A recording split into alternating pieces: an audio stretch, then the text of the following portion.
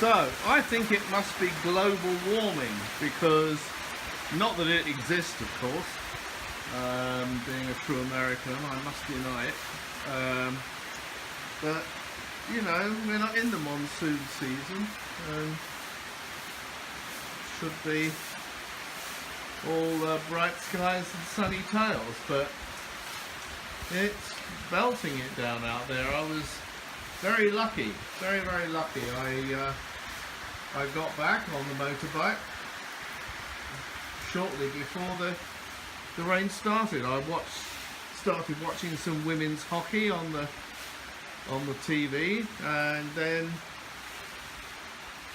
I got a rain outage which warned me something was coming, and then, you know, we have thunder and lightning. I mean, look at the sky up there. I mean, thunder and lightning going on and heavy rain and all that sort of thing.